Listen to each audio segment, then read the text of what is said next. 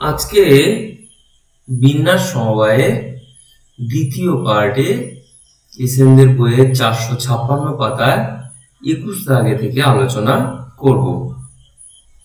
তো 21 প্রশ্নটা আছে এনপিআর এর মান নিচের কোনটির সাথে সমান হবে। তো তোমরা এটা বইয়ের উদাহরণে 442 পাতায় 11 দাগের উদাহরণে করে দেয়া আছে। দেখবে যে এনপিআর এর মান এই প্রথম যে অপশনটা আছে এর সমান হবে, ওখানে করে দেয়া আছে। তবু আমি প্রথম অপশনটা একটু দেখিয়ে দেবো যে এটা এনপিআর এর সঙ্গে সমান হচ্ছে। তো এটা রয়েছে, এটা সমান কি লেখা যায়, উপরে ফ্যাক্টোরিয়াল n-1 আর নিচে factorial n-1 minus r plus r into উপরে ফ্যাক্টোরিয়াল n-1 নিচে factorial n-1 minus r plus 1। তাহলে দাঁড়াবে ফ্যাক্টোরিয়াল n-r1 নিচে ফ্যাক্টোরিয়াল n-r-1। আমি একটু সাজিয়ে লিখলাম, এগুলো যা আছে তাই লিখছি। আর এখানে দেখো +1 আর -1 বাদ চলে যাবে, তাহলে ফ্যাক্টোরিয়াল n-r। এখন আমি কি করছি, প্রথম যে পদ রয়েছে তারও আমি নিচে ফ্যাক্টোরিয়াল n-r আনতে চাইছি, তাই আমি উপর নিচে n-r দিয়ে গুণ করে দিচ্ছি। তাহলে এটা যদি গুণ করে দিই নিচেও, খেয়াল করো আমরা জানি যে এই নিচের অংশটা নিয়ে একটু আলোচনা করি। আমরা জানি যে n ইন্টু ফ্যাক্টোরিয়াল n-1 এটা মানে হচ্ছে ফ্যাক্টোরিয়াল n। তো এখানে কি আছে, এখানে n-r এই টোটালটাকে আমি যদি m ভাবি, তাহলে এখানে রয়েছে, তার মানে এটা সমান তুমি m ধরে নাও, তাহলে রয়েছে m ইন্টু m-1, তার মানে এটা ফ্যাক্টোরিয়াল m হবে, এটা সমান, তার মানে হচ্ছে ফ্যাক্টোরিয়াল n-r হবে।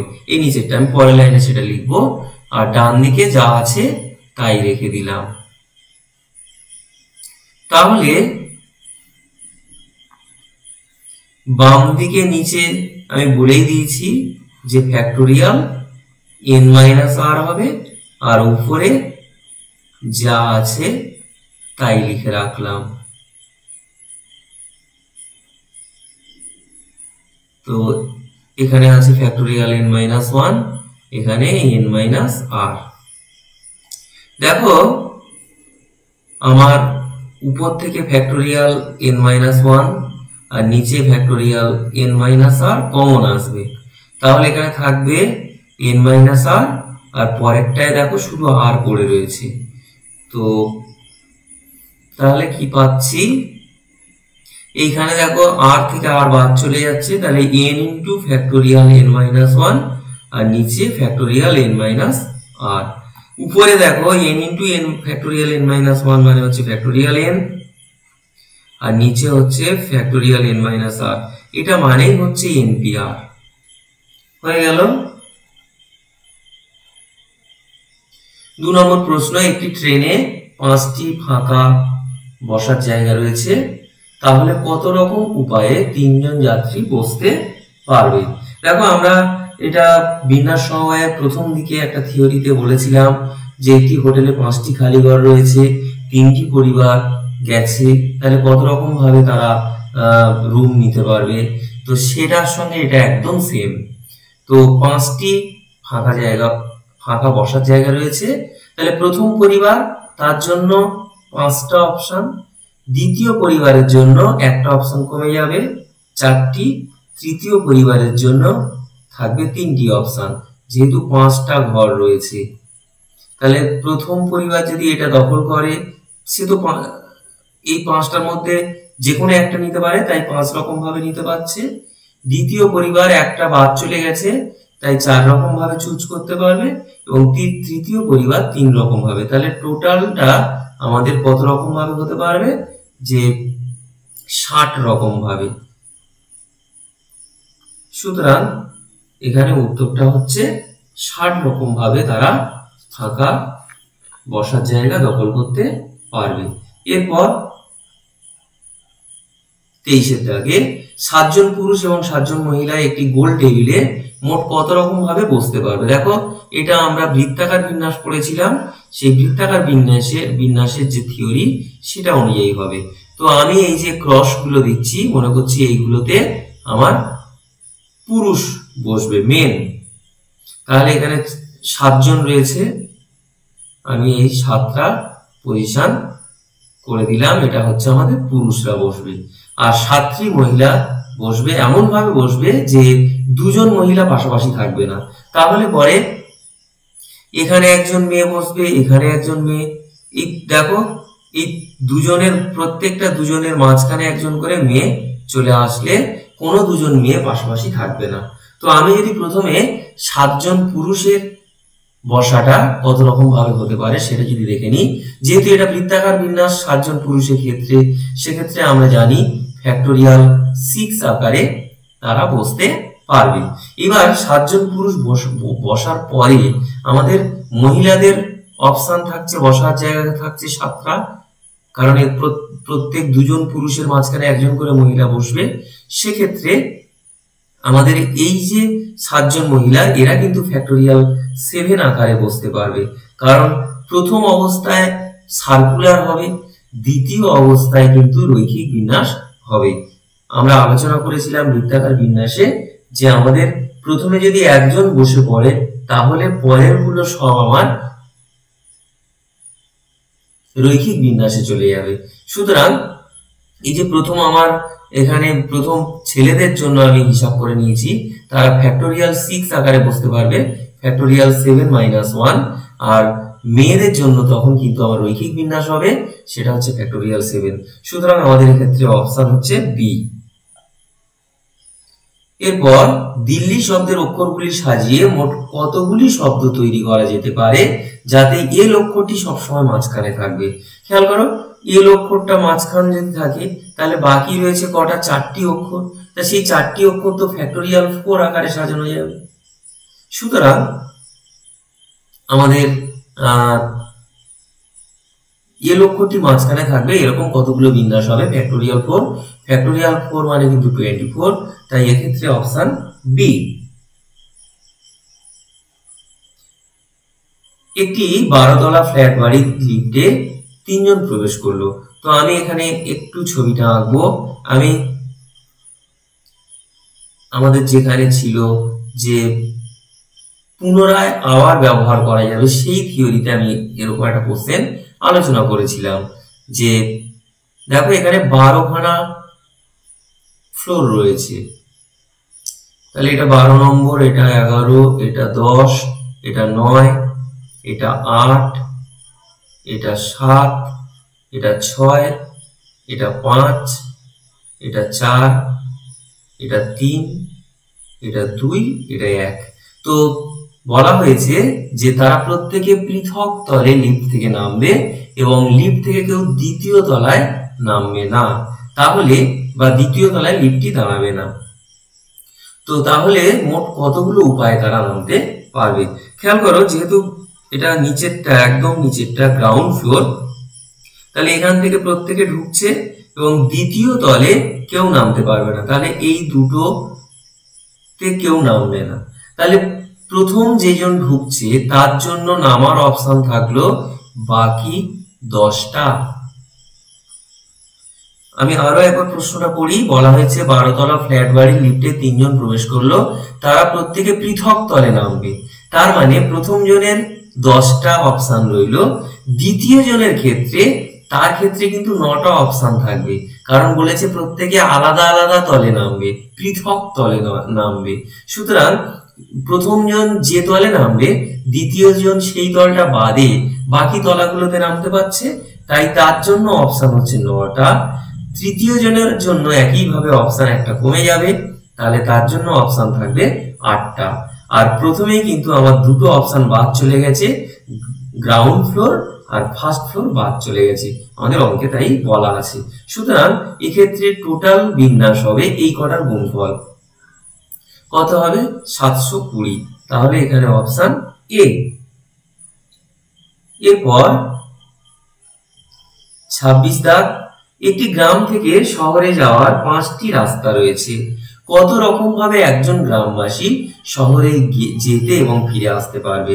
খেয়াল করো, এটা গ্রাম, এখানে শহর, 5টি রাস্তা রয়েছে। তো কোনো একজন লোক সেই 5টার মধ্যে যে কোনো একটা দিয়ে যেতে পারে, তাহলে সে একটা দিয়ে গেল, ফেরার সময় ফিরবে কতগুলো উপায়ে, সে 5টা উপায়ে ফিরতে পারবে। ঠিক একইভাবে সে যদি দ্বিতীয় রাস্তা দিয়ে যায়, সেও আবার বাকি 5টা উপায়ে ফিরতে পারবে। তৃতীয় রাস্তা দিয়ে গেলে বাকি 5টা উপায়ে ফিরতে পারবে, এগুলো প্লাস হবে। তো চতুর্থ রাস্তা দিয়ে গেলেও সেও 5টা উপায়ে ফিরতে পারবে, এবং পঞ্চম রাস্তা দিয়ে গেলেও 5টা উপায়ে ফিরতে পারবে। তো এটাকে যদি আমরা আমাদের ফান্ডামেন্টাল থিওরেম যেটা ছিল, ফান্ডামেন্টাল প্রিন্সিপাল যেটা ছিল, সেই অনুযায়ী যদি করতে চাই, তার হাতে যাওয়ার অপশন 5টা একজনের ক্ষেত্রে, আসার অপশনও 5টা, সুতরাং টোটাল কাজটা 25টি উপায়ে ঘটতে পারে। তো আমি এখানে দেখো 5টা করে যোগ করেছি, 25 উপায়ে এটা কাজটা হতে পারে। এরপর 10টি সত্য মিথ্যা প্রশ্ন রয়েছে, মোট কত উপায়ে এই প্রশ্নগুলোকে উত্তর করা যেতে পারে। খেয়াল করো, প্রথম প্রশ্নের জন্য সত্যি হতে পারে, মিথ্যে হতে পারে, তাহলে দুটো অপশন। একইভাবে দ্বিতীয় প্রশ্নের জন্য সত্যি মিথ্যে দুটো অপশন, তৃতীয় প্রশ্নের জন্য দুটো অপশন, চতুর্থ প্রশ্নের জন্য দুটো, পঞ্চম প্রশ্নের জন্য দুটো, এই করে আমার শেষ প্রশ্নটার জন্য দুটো। এটা কতবার রয়েছে?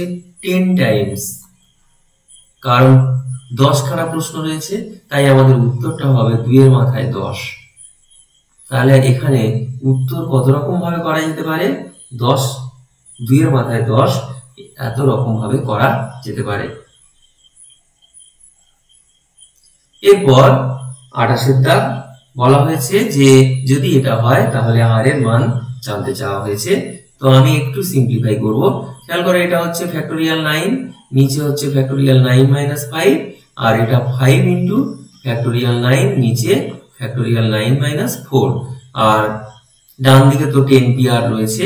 তো যাই হোক, আমি বাম দিকটা নিয়ে আগিয়ে যাই, তারপর দেখি কি করা যায়। তো এটা সমান কি হতে পারে?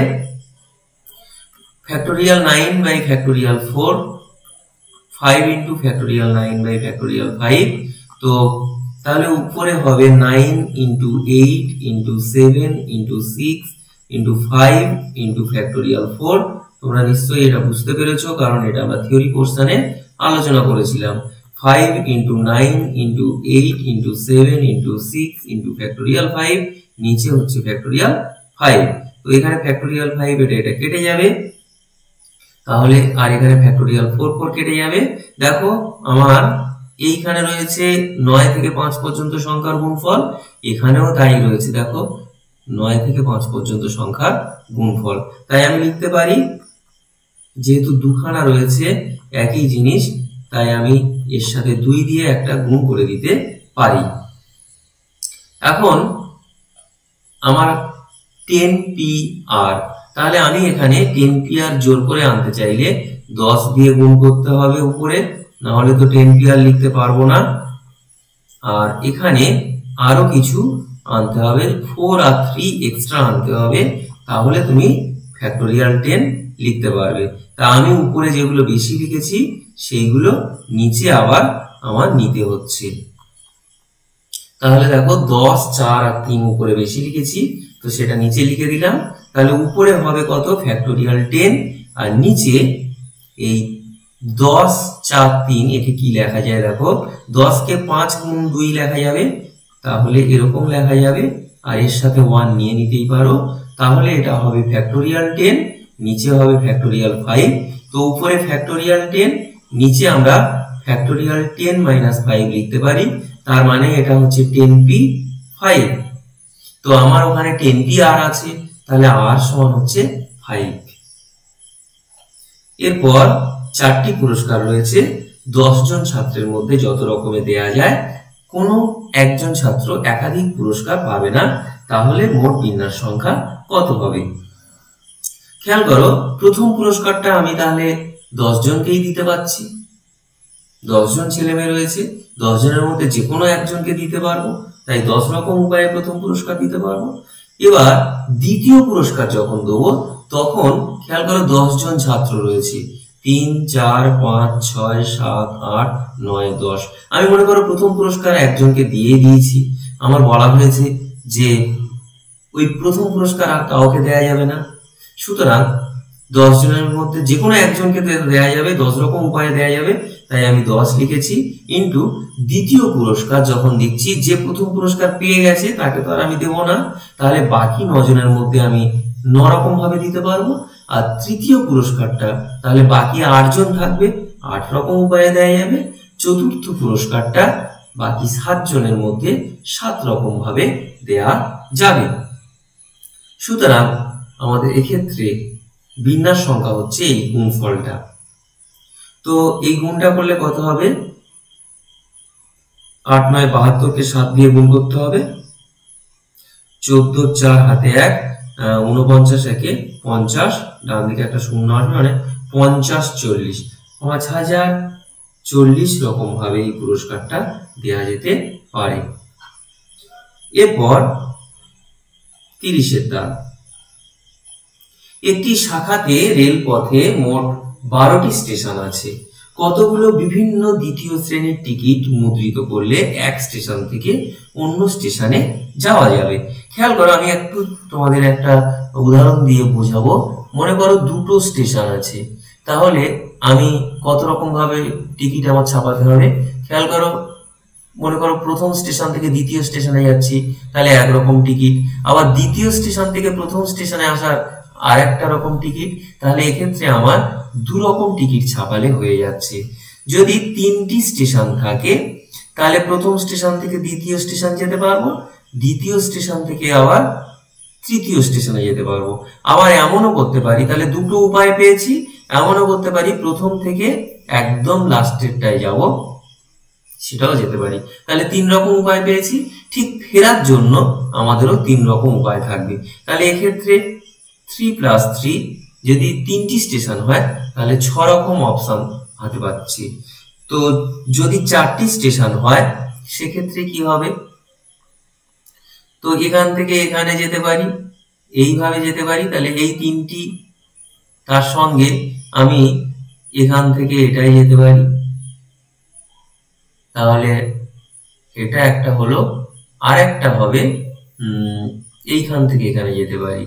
তো তাহলে আরো দুটো যোগ হচ্ছে, 5টি অপশন। আর একদম প্রথম থেকে শেষ স্টেশনটা যেতে পারি, তাহলে মোট 6টা অপশন। ঠিক একইভাবে ফেরার জন্য 6টা থাকবে, তাহলে টোটাল হচ্ছে 12টা অপশন তোমার হাতে আসছে। তো এক্ষেত্রে আমরা একটা সূত্র তৈরি করতে পারি। খেয়াল করো, n × n-1, n হচ্ছে স্টেশন সংখ্যা। এখানে 4টি স্টেশন রয়েছে, তাই 4 × 4-1, তাহলে 4 × 3 মানে 12 রকম টিকিট লাগবে। ঠিক একইভাবে তার আগেরটাই যদি ভাবি, n × n-1, 3 × 2, তাহলে 6 রকম টিকিট লাগবে। যদি দুটো স্টেশনের কথা ভাবি, তাহলে 2 × 2-1 মানে 1, তাহলে 2 রকম টিকিট লাগবে। ঠিক একইভাবে এখানে আমাদের স্টেশন সংখ্যা রয়েছে 12খানা, তাহলে কত রকমের টিকিট লাগবে? তাহলে 12 × 11, 11-12 হচ্ছে 132 রকমের টিকিট লাগবে। বা তোমরা এরকম ভাবে ভাবতে পারো, 12টা স্টেশন থেকে একযোগে দুটো করে স্টেশন যদি নিই, তাহলে 12p2, তাহলে 12p2 দিয়ে বের করবে, দেখবে একই আসবে, তোমার 132 রকম দ্বিতীয় শ্রেণীর টিকিট লাগবে। তাহলে এক্ষেত্রে তোমার অপশন সি। এরপর 31 দাগ। তো এই যে একটা ওয়ার্ড রয়েছে, তো এর অক্ষর সমূহ কত বিভিন্ন রকম ভাবে বিন্যস্ত করা যাবে যাতে স্বরবর্ণগুলো সর্বদা একত্রে থাকে। তো প্রশ্ন হচ্ছে এখানে স্বরবর্ণ কে কে? দেখো এ আর ইউ দুটো হচ্ছে স্বরবর্ণ, বাকিগুলো সবাই হচ্ছে আমার কনসোনেন্ট রয়েছে। তো এখানে টোটাল কটা লেটার রয়েছে? একটা, দুটো, তিনটে, চারটে, পাঁচটা, আর এই দুটোকে একসঙ্গে একটা ভাবলে ছটা। তাহলে ছটা মানে ফ্যাক্টোরিয়াল 6 আকারে বিন্যস্ত করা যাবে। আবার এই দুটো ভয়েল পরস্পরের মধ্যে আবার ফ্যাক্টোরিয়াল 2 আকারে বিন্যস্ত হতে পারে। সুতরাং টোটাল বিন্যাস সংখ্যা হচ্ছে ফ্যাক্টোরিয়াল 6 ইন্টু ফ্যাক্টোরিয়াল 2। তো ফ্যাক্টোরিয়াল 6 মানে হচ্ছে তোমার 120 কে 6 দিয়ে ভাগ করলে, গুণ করলে 720 ইন্টু 2, তাহলে 1440। তাহলে কত রকম ভাবে বিন্যস্ত করা যাবে? 1440 রকম ভাবে বিন্যস্ত করা যাবে। এরপর 32 দাগ, ঝোঁক শূন্য একটি ছক্কাকে, লুডোর ছক্কা, ঝোঁক শূন্য মানে হচ্ছে ফেয়ার ডাইস। তার মানে কোন একটা, মনে করো ছক্কা চালছি, কোন একটা তোমার কোন একটা দিকে ছক্কার সমস্যা আছে, কোন একটা সংখ্যা বারে বারে পড়ছে, এরকম না, ফেয়ার ডাইস যে কোনো একটা পড়তে পারে। তো এরকম একটা ছক্কাকে যদি 4 বার নিক্ষেপ করা হয় তাহলে কতগুলো বিভিন্ন ফল সম্ভব। দেখো প্রথমবার যখন আমি চালবো তাহলে আমার 1 2 3 4 5 6 যে কোনো একটা পড়তে পারে, তাহলে 6 রকম অপশন হাতে। দ্বিতীয়বার চালার জন্য আবার ওই 6 রকম অপশন হাতে, তৃতীয়বার চালার জন্য আবার 6 রকম অপশন হাতে, এবং চতুর্থবার চালার জন্য 6 রকম অপশন হাতে। তাহলে ক্ষেত্রে কত পাওয়া যাবে? 6 এর মাথায় 4, 6 এর মাথায় 4 মানে কত? 6 এর মাথায় 4 মানে হচ্ছে 36, আর 36 এর গুণফল